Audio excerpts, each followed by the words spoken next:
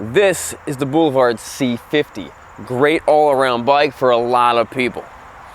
For those people that need a little bit more, this is the Boulevard M90. Awesome bike, great power. And for those people who are a little messed up in the head,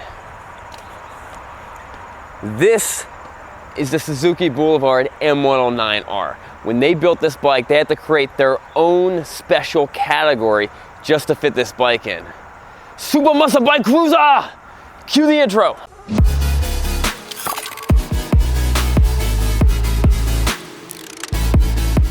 Super Muscle Bike Cruiser. That's great. All right, let me just fill you in a little bit of the background of the Boulevard line. Starting over there, you get the C's, and that's, I don't know what the C actually stands for, but let's assume it stands for cruiser bike.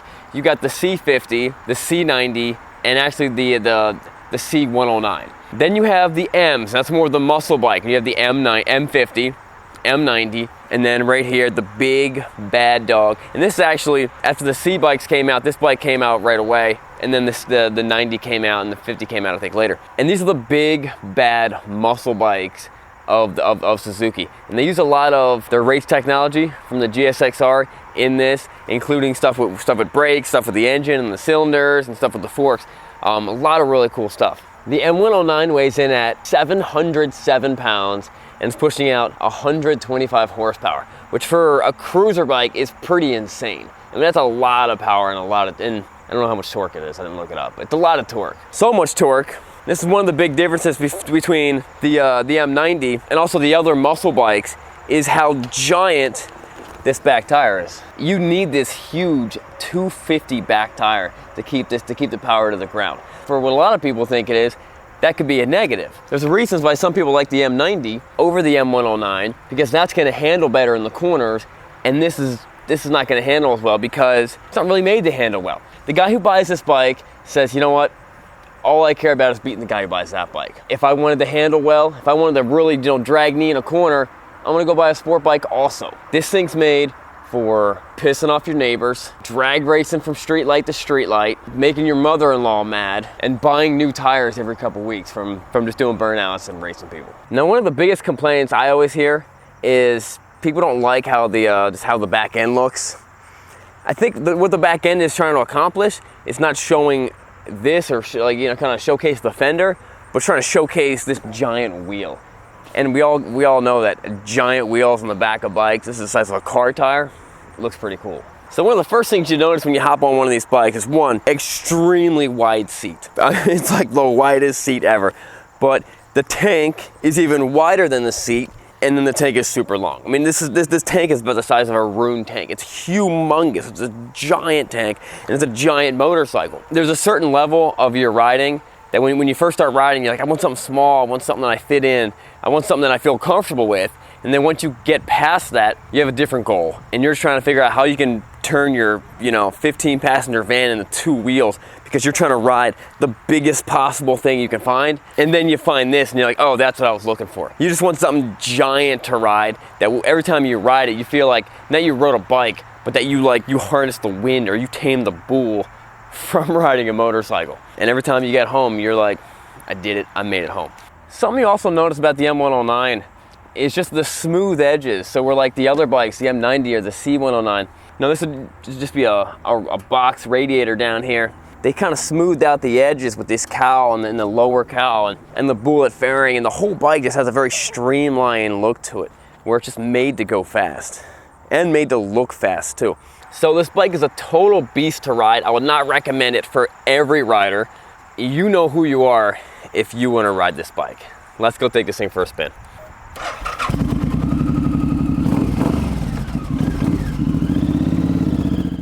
What's up, guys? Before we do the test drive, let's do the words of wisdom. Proverbs 10:19. When there are many words, transgressions is unavoidable, but he who restrains his lips is wise. You can't say nothing nice, don't say nothing at all. Kind of like that. All right, guys, let's take this bad beast for a spin. Ooh, that's a mean bike. Now keep in mind, when the M109 came out, this is an 06. So Harley still wasn't even making a 90, well, they had the they had the CVO. Well, in 06 was the CVO only as big as like a 103. This is a big engine. Let's just say the normal Harley Davidson only had like a 96 cubic inch motor in it. This is a pretty big motor. And let's talk about muscle bike. I was in one of my professors in high school told me about what the definition of a muscle car is, and it really kind of solidifies things and changes what you think about a muscle car compared to a sports car, compared to a, you know, just a supercar or something like that. And this is why the Corvette is not a muscle car. The Mustang is, the Charger is, the Challenger is, because those were regular cars. They were regular cars where people put giant motors in them.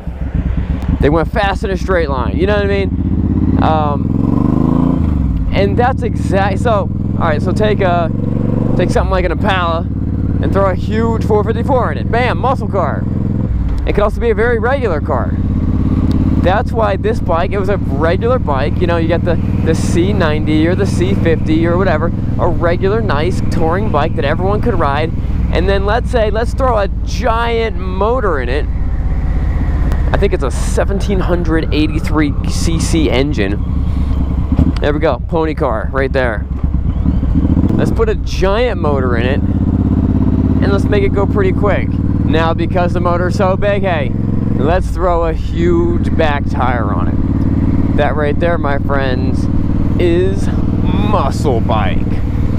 I mean, people can use whatever bike they want to for whatever purposes they want to. But when I think of a bike like this, I don't generally think of someone who's doing miles and miles and miles, you know, huge long trips. I would think normally you'd be a little more comfortable on maybe a C109 or a C90 or something like that, or just, there are tons of other types of bikes. I look at a bike like this where when you go out, you're going out with all your friends and you're gonna make some noise and you're gonna have a lot of fun, and you may only put maybe 100 miles a day or something like that on a bike like this, but it's gonna be more riding like this.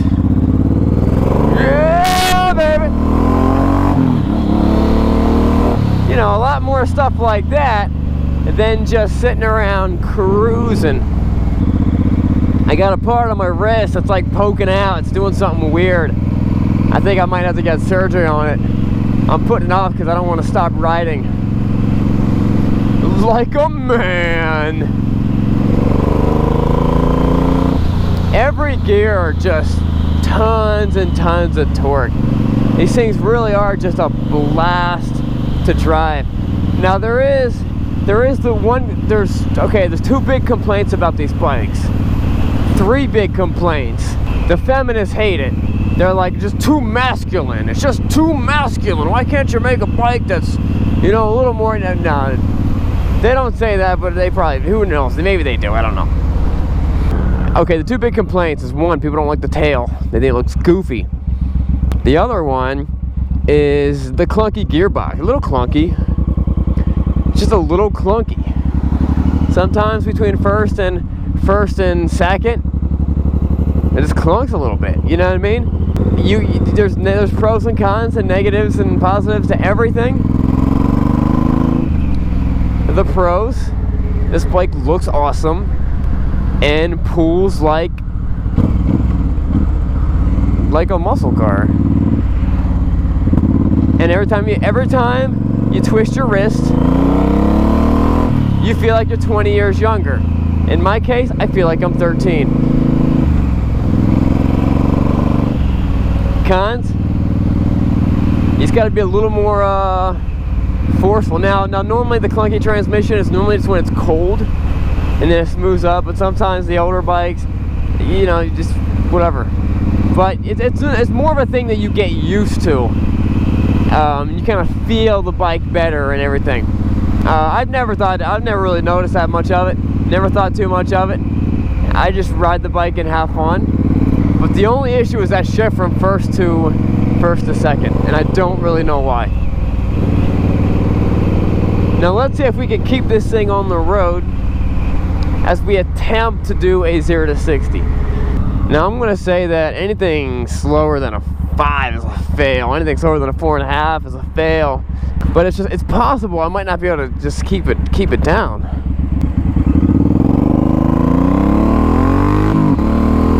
There. Alright, I could have. I am gonna admit I held back a little bit. I think I could dial that in a little bit better. No wheel spin. I kept it nice and straight. I think I may have short shifted first. It was a good shift in the second.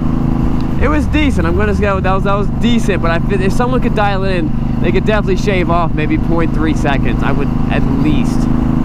And you know, that was the first time I did it. Real life, 0 to 60. So it is a great cruising bike on the highway. I'm not saying it's not. This would the stance and the feeling of this would be very similar to a you know, a V-Rod Muscle, or just a V-Rod Muscle, or the VTX 1800. You know what I mean? Or like the Warrior. You know, where my feet are in front, or like a Dyna, or a Softail, you know, with forward pegs. Or my feet, I'm like a wedge, you know what I mean? My feet are in front of my knees are in front of my butt, my shoulders are in front of my butt, and my hands are in front of my shoulders, like this. Cool thing about riding a bike like this on the highway is you don't have to downshift. No, not passing me today. You know, you just kind of roll on it, and it always has that torque. Just a nice feeling, nice sounding V-twin. This is the kind of bike that you roll up to, and it's like just a big old bike. So I love these things. They are fun. They're a blast to drive.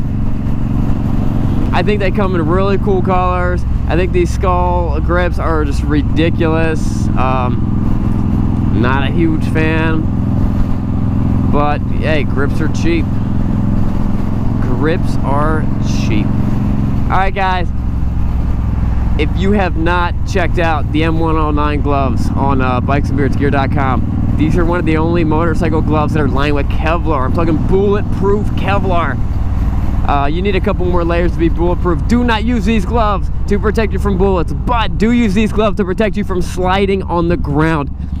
We actually did a test where I slid my hand for almost like half a mile on the ground to see how it would